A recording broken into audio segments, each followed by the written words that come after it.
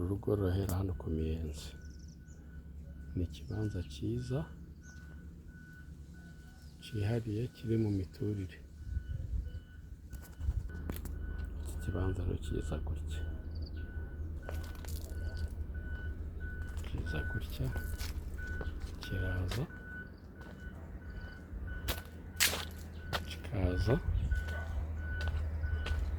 kiraza kikagarukira kuri uru rugo,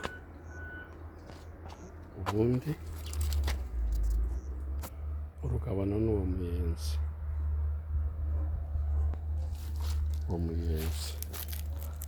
Uko iyo Miyenzi ije muri izi nsina ukanyuramo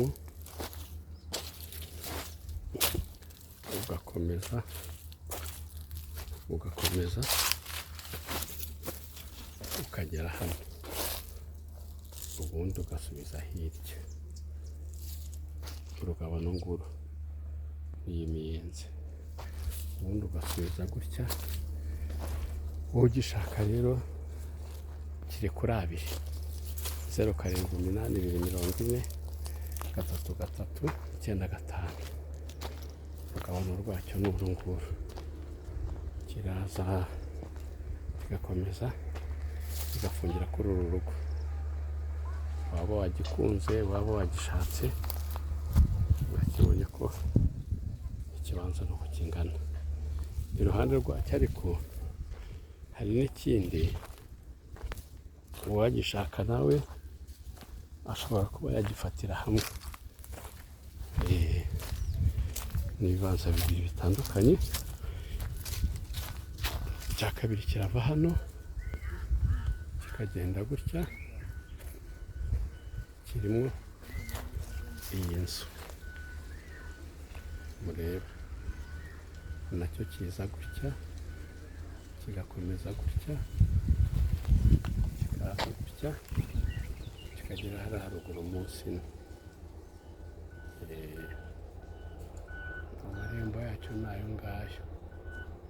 Ubu rero uwaba afite gahunda yagura ikibanza kimwe byakwemera, yabigura byombi nabwo biremewe. Icya kabiri ngiki nacyo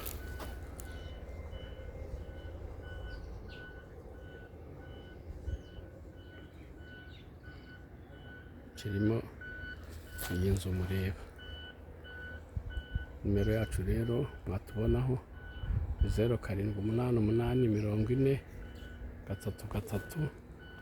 0788403395. Murakoze, murakagira Imana. Haba kuri Watsaap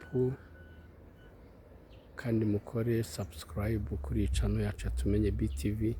Abashaka amazu yo gukodesha, abashaka ibibanza, abashaka amazu yo kugura, mwatugana namwe tukabateza imbere tukanabagurishiriza. Murakoze.